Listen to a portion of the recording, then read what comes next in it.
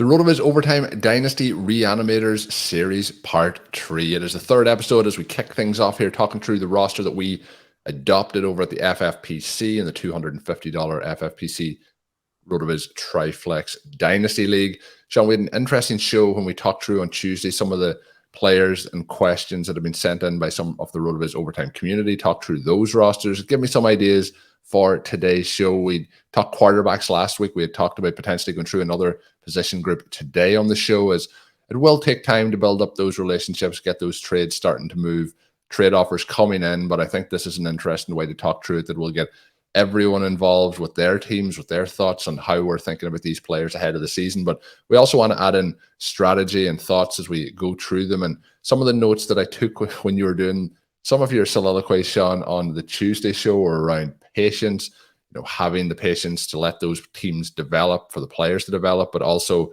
thinking ahead with the trade windows, having a player for the 2 to 3 years, try to still trade them at the maximum of their value.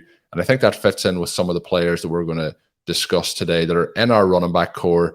But I'm sure there's lots of the RotoViz Overtime listeners that also have these players who are maybe either trade targets or players they're looking to trade away. But the part I thought was very interesting, Shawn, regarding the window that you mentioned and getting those players, was if the player is outside of this potential scenario, they're probably not players that you want to acquire on your rosters at all. So if it isn't a player that could be on your team for 2 to 3 seasons and then still be able to trade them without their value being completely tanked at that point, it's probably not somebody that you want to be looking to acquire. But also the patience to let those players then develop, and it could be certain situations where it takes multiple years for them to finally have that, not just breakout season, but I guess the superstar upside that we're hoping to see. And the player that you cited in that was DeAndre Swift and his potential.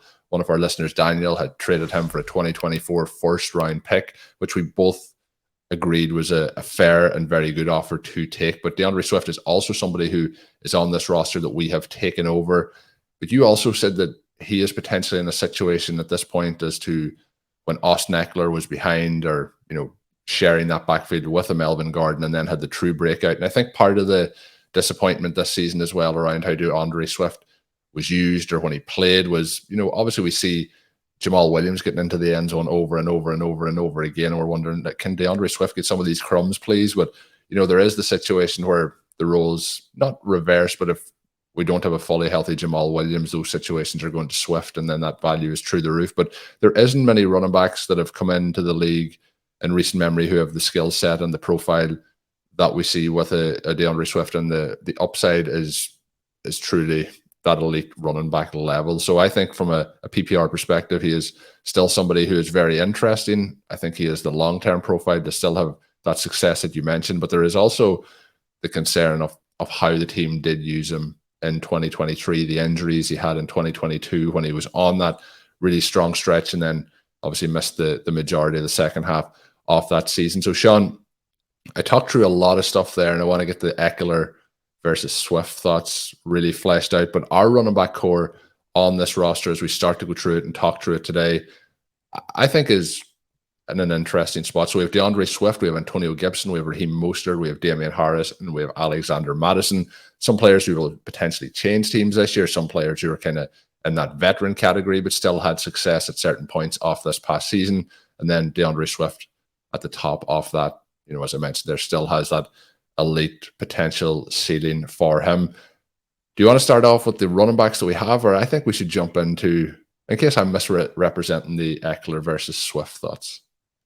So, Colm, you're trying to nail us down and say that the prediction is that DeAndre Swift becomes Austin Ekeler. Yeah, I think we do we want to keep Swift? Do we want to get a 2024 first for him, or do we want to see him roll into 2023, 2024, 2025 as the RB1 overall here? With the particular team that we have, it's a championship roster. So when we think about Dynasty Reanimation, the fact that we took over an orphan that's so good makes it a little bit odd, but also interesting and compelling here, because as we do the perpetual reloading, we want to make sure we keep as many paths open as possible. Swift really the one guy on this roster at the running back position who can be an impact scorer if things go well. Now, there are a lot of other contingency-based plays that I like. And that's one of the reasons why we took this roster, is that sort of under the radar, it had more running back value than maybe it seems on the surface, as these guys at the RB2, 3, 4, 5 have fallen out of favor. They actually become more interesting. Now, once you have them on your own roster, if they've fallen out of favor, then basically what you're looking at is a loss of trade value. But what I'm suggesting is the trade value is going to bounce back. And so again, that idea of patience is important. But DeAndre Swift is someone where we want to look at where he is, what could happen. You look at what the Detroit Lions are saying about him, what he's saying. You have the situation where Jamal Williams really emerges as the heart of the offense in so many ways. And his ferociousness, his short yardage ability, all of those touchdowns become really what the offense is at its base.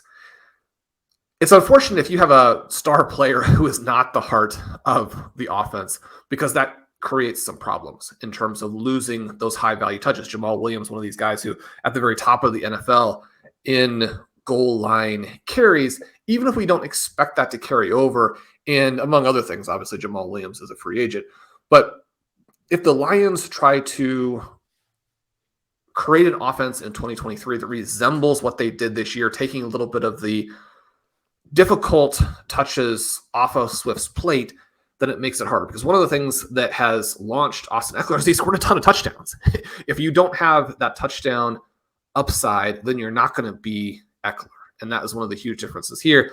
But the other element that we have with Ekeler is that he scores a lot of touchdowns because of the explosiveness of the Chargers offense. And he scored a lot of the touchdowns from distance, something that DeAndre Swift is uniquely capable of doing.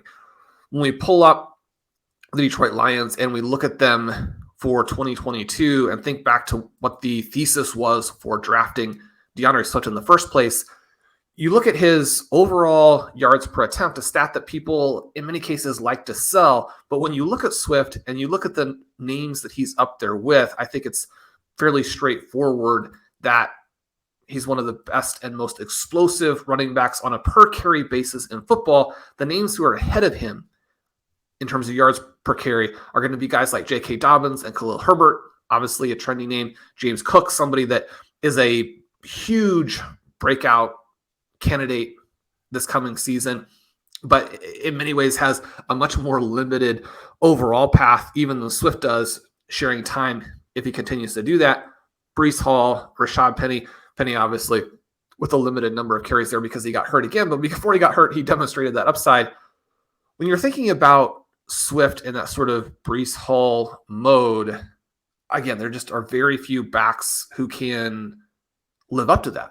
I mean, Swift is basically a rich man's version of Tony Pollard. And Pollard, one of the backs in all of football who, again, the trendiest people love the talent. The talent is so obvious there. And so you say, well, I mean, how is he getting to those numbers? And you look at the breakdown, you're seeing 3 yards before contact, 2.6 after. People are going to say the 3 yards before contact. I mean, he's not even really doing that. And yet one of the things that I've talked about since like the 2013, 2014 time period, and that Blair Andrews has published some great research on in the last several years, is that you're getting a discount on these yards before contact, and that in many cases they are a player skill. Now, there are going to be a lot of contextual things that also go in there. What types of downs are you running on? What types of defensive formations are you facing? But one of the things for Swift is that if he is used in a little bit more of a niche role, he's going to be more efficient simply because they're putting him in situations where the per play value is high, even if he's losing out on some of these goal line opportunities. So there's going to be a little bit of a balancing there, a trade-off, some good, some bad. But when you have Swift and you see that 2.6 after contact, that's actually an elite number as well. And his evasion rate this past year, in terms of that's the broken tackles plus the forced missed tackles, jumps up to 16%. That's a very good number for a back with his profile, his side, all of those types of things. What you're looking at with DeAndre Swift is the profile of a true star. And you think back to why we wanted him in the first place, it's because of these very skills. So as opposed to looking at it and saying, these are red flags, he's actually fulfilling kind of our optimistic look at it, with the caveat that we would just love him to see more of the touches. If he doesn't get hurt, if he doesn't suffer those 2 injuries, then he's being drafted in the top 6 spots in the draft. we say that, but also those injuries did happen, and it did change his career probably for good. Because the team that he's on is the Detroit Lions. As the backs get older, you can always say, well, in the future, maybe he's in a better position and doesn't have to worry about those things. But running backs get old so fast that you really are focusing on the short term and what's going to happen. With DeAndre Swift, you have a ceiling that comes into play because of the likelihood of a committee, but you also have the star back. You think through this too, and it's not guaranteed that Swift is the guy who gets hurt in 2023, even though the track record makes that slightly more likely. If they have Williams or they have a different back as the 1A or hopefully 1B or just simply 2, that guy could get hurt, and suddenly you're looking at DeAndre Swift as potentially the number 1 scorer in all of fantasy. That wraps us back around to what do we want to do with it from a dynasty perspective. And it doesn't mean that we're sitting on Swift, but it does mean that we're crafting trades where we're either taking a very similar player who has fewer risks. And that's going to be difficult in some ways because why would the opposing manager give you that guy? Or it's taking on even more risk to get some upside. So someone who might be interesting in a DeAndre Swift category of trades would be Javonte Williams plus. The issue, obviously, with Javonte Williams, also injuries, also the fact that backs get old quickly, also the fact that now it may kind of shift his overall outlook even when he's healthy. The J.K. Dobbins story, the travails that he had coming back from an injury that was also complicated, is creating some opportunity to pick up a guy like Javonte Williams. So then you have to ask yourself as a dynasty manager, where am I with that? How comfortable am I with taking that type of risk, and how would I structure the trades? Because if you're going to move Swift for Williams, you're going to want Williams plus. Can you structure it so that you have a balancing piece on the second level that allows you to get a second, more interesting piece in a 2-for-2? Those would be the types of things that we're looking at with Swift. And or if we want to take a future pick and get a very risky player, but an upside player, you can do that as well. Swift is fun because a lot of people are going to view him in different ways. And even though he's lost some value with how 2022 developed, anytime that you have a star, you're in that same situation that we talked about in the previous show with Patrick Mahomes or the Justin Jefferson. It's not the same situation to that extent where you have that much value. But it is a situation where you have flexibility because you can stay put with DeAndre Swift, or if you get this no-brainer deal. I say no-brainer. It's if you just get a deal that allows you to accomplish your objectives, you can take that. You're not forced into making any type of move. And I love that about this team. I love that about this particular player. Yeah, and I think it's also going to be interesting to see what happens with Williams. Williams will be 28 years old when it comes to early April. And, based on the season he had, I don't think any team's going to pay him what he's probably hoping to get. And I also don't know if the Lions will invest that much in him. A little bit of a kind of a cult hero after Hard Knocks and what he was able to do last year. Just to go into it, he had 17 touchdowns in the season. And we wished a few more of them had went the way of DeAndre Swift, but he has 30 career total touchdowns, and to get 17 of them in the one season after 6 years is probably not something that's going to be sustainable for him. So I'd expect those to regress down, and I would hope that Swifts are going to move in the positive direction. But Swift, Shawn, is somebody who I know we'll continue to talk to who on this series, whether we keep him or move him, but definitely one of those very interesting pieces where I think he is 100% of the win now part. He's also in the long-term plan, but he is somebody, if you can get substantial value like that 2024 first that we talked about on the previous show, I think it makes it very, very interesting moving ahead. And he really fits different scenarios on different teams, the win now teams versus somebody looking to do a little bit more rebuilding. The other running backs that I mentioned, Shawn, Gibson, Mostert, Harris, and Mattison, do they feel to you like players that are going to either only move as pieces to accommodate to finish a deal, to get it over the line, or do you think there is markets there for those guys as we enter into the 2023 season? My other question would be, I know we both like a number of these guys probably quite a bit higher than the market would have them at the moment. Yeah, and you want to be aware of the fact that as soon as you get a roster that has these guys, then suddenly your perspective of them changes. You're like, oh, what's the upside scenario? And that's what I hope happens, and that's what I hope to trade them on. So you've got to be aware of the psychology of it and make sure that you're trying to stay level-headed about the players that you have.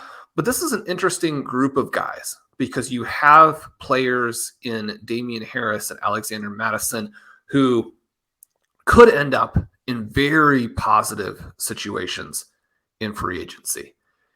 If they do, then suddenly they take a huge leap in value. So you probably have to be patient with those guys. You wouldn't just throw them in to get a deal done because then you lose out on all of the possibilities. Number one, to play them, and number two, to trade them after that value. You look at someone like an Antonio Gibson, and he's a player who not that long ago was one of the trendiest guys in all of football. He's this elite athlete. We know about the receiving upside for him.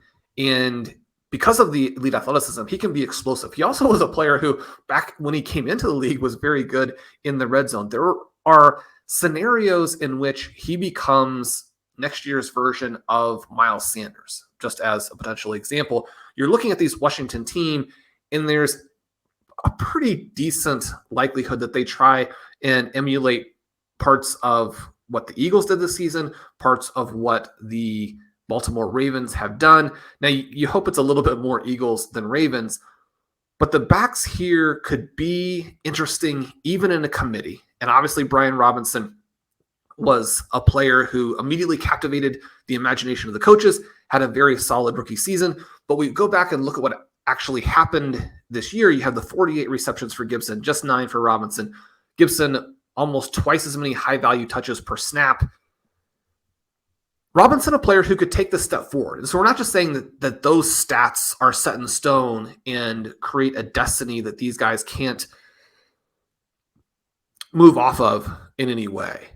But we want to be aware of ways in which if Robinson gets dinged up or Gibson gets on a hot stretch, if he's the guy who fits better with some of the things that they want to do with Sam Howell, if he's the player that the new offensive coordinator takes a liking to, you could still have some of that upside. We think back to last season, and everybody is like, oh, and we should have seen Josh Jacobs coming. You should have seen Miles Sanders coming, taking a player who was the lead guy in an offense that was going to be good. I mean, so many of those things are purely hindsight. In both of these cases, it's purely hindsight.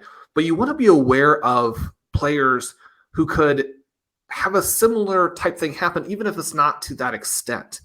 And with Gibson, I think part of what we're looking at is that because the expectations were so high and this potential for him to develop into an Alvin Kamara, that's really what people wanted him to be. And it's not impossible that could have happened, right? So once it doesn't happen, then people are, it was silly that we were looking at it that way and it wasn't fair to him. And mostly that doesn't occur. Yeah, mostly it doesn't occur. Alvin Kamara is an absolute superstar. But can he then become the guy who breaks out in the middle of his career? And if the offensive situation is better there in Washington next season, then perhaps he can. Some of the peripherals for Gibson this year weren't fantastic. It's not like he was a great player in terms of generating some of these broken tackles or breaking a lot of big plays. But you watch the Commanders play and you can see just how bad the situation is that the team is putting them in, where they're telegraphing all of these runs. They're using quarterbacks like Carson Wentz and Taylor Heineke. And so it's not the same as playing with the Ravens or the Eagles. It's not the dynamic that allowed Miles Sanders to break out or to have these Ravens backs who constantly are valuable. Now, it's probably very optimistic to think that a new coordinator in a move to Sam Howell instantly creates that either, but you're not betting on one very narrow path. There are multiple ways that can work. The offense gets better. The QB gets better. You have randomness in your favor. You have an injury to Brian Robinson, or you have Gibson take the next step and do some things like we saw from Josh Jacobs last year that to that point, his career didn't really suggest was. I mean, with Josh Jacobs, you could make the argument that it wasn't really even in the range of outcomes, but we know that it was because he did it, right? So when we think about the range of outcomes, you've got to be able to think through even the very tail end results. So from that perspective, I like Gibson as a guy who can score. Gibson as a guy who can bounce back. Certainly when you're looking at the running back 2 position, if you have to start him a few times when you don't really want to, it's not necessarily going to be a disaster. Even in those individual games, you're going to have some upside. But Gibson as a player is someone I would have been selling all throughout his dynasty career to this point, because the hope element made him more expensive than most of what the evidence actually told us. We're now moving into a time period where it's going to be the opposite. Now, there are still going to be some leagues and some managers who overvalue him, and that's fine. They're very justified, or I say justified. When you have the player on your roster, your evaluation is what matters. It's fair for them to have high evaluations. But big picture, Gibson is now moving into an area where you can go acquire him, and that makes sense. And so if he's someone you could go acquire, and adding him a bunch cheaply would fit with a very nice perpetual reloading type of mindset, then when you already have him on your team, you're not going to move him just because it would be fun to make trades. Now, we would like to move him. It would be fun to make trades. And so we'll be exploring those opportunities, but in all likelihood, we won't get the price that makes sense, at least at this juncture. Yeah, and I think the other part you mentioned there, and when we're having our conversations, you mentioned about the RB2. So basically we have an RB1 in Swift at the moment, and you're just looking to fill that second spot, because we're going to look to fill the flex spots, the wide receiver spots with those wide receivers, and to build our depth through the wide receiver position to have the upside in there. So I do think all 5 of these running backs are very, very interesting for the way we're going to look to construct this roster. I'm sure a lot of the RotoViz Overtime community listening in are probably thinking similar ways with how they would look to construct their team. The follow-up, Shawn, to the free agency question is, when there is somebody who is about to hit free agency, you know, you mentioned the committee approach. These guys, I think, can still work in committee approaches. Would you be recommending to the listeners to cash out on that potential hype as it comes up, or to always hold it and see where that lands, you know, whether it's a good spot or a bad spot? Because we could see a situation where they land in the, I guess we could say, the quote unquote wrong spot, and that value then instantly tanks. Well, historically, the value is not going to rehabilitate in a big way. One of the pieces that I wrote 2 or 3 years ago now that has been important for just the evidence of these trends that we always talk about, where the value is going to decline, it's not going to rise, is looking at backs who were in situations where a top 100 pick was drafted into their depth chart. That's obviously different than the free agency question, but the fact that those players have more or less universally lost value gives you a sense of how the running back, even more than wide receiver and much more than wide receiver, is the young player's game from a scoring perspective, but also from the perception of value perspective, because dynasty managers are very leery of spending anything on these guys and then losing. You think about Jamal Williams, a player we just talked about at length, and his experience is fairly unique and also unlikely in terms of what happens to a back when they go somewhere in free agency. Alexander Mattison, a somewhat similar player, I would say not quite the level of talent of Jamal Williams when he moved, but you're talking about a big back, a back who runs with a great deal of enthusiasm. That's something that appeals to coaches, as we saw with Williams. When you run hard, even if you run somewhat ineffectively, coaches like to see that. The visual testament to how much you want it on a per carry basis is something that matters. And so Alexander Mattison is going to have that. He's one of these big backs who can be a multifaceted back as long as you're not expecting him to break a lot of big runs. That contrast between Cook and Mattison has been one that has stood out throughout their time together, as it should, because Dalvin Cook, up until this season where he started to really run on fumes, I mean, Dalvin Cook has been a superstar. You're not going to look like a superstar if you're Alexander Mattison, but there is that potential for him to go somewhere and do some of those things. His peripherals this year, not as strong as they've been in the past, but still someone who could do well. Damian Harris, the same kind of thing, where he's been a very solid scorer. In some ways, he was kind of a poor man's version, or just he was that to the Patriots in 2021 that Jamal Williams was to the Lions, not quite to the crazy extent, but a guy who would get in there, score the touchdowns. He could be back with the Patriots. That'd be a little bit frustrating probably for Ramondre Stevenson fans, but they have guys like Pierre Strong behind it. We know that they're not going to overpay for the running back position. You're also moving into a time period where very few teams are going to overpay. And so that, in many cases, pushes those backs back to their teams where their teams are comfortable with them. They know what they're getting from them.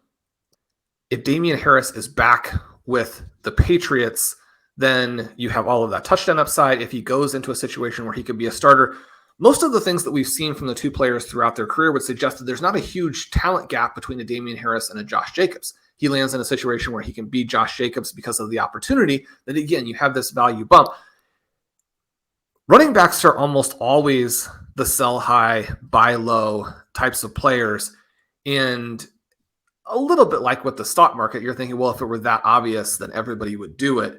But in fantasy, it is a lot more straightforward, and that you just have to force yourself when the players actually have value. And you can see from the market when they do that you move them.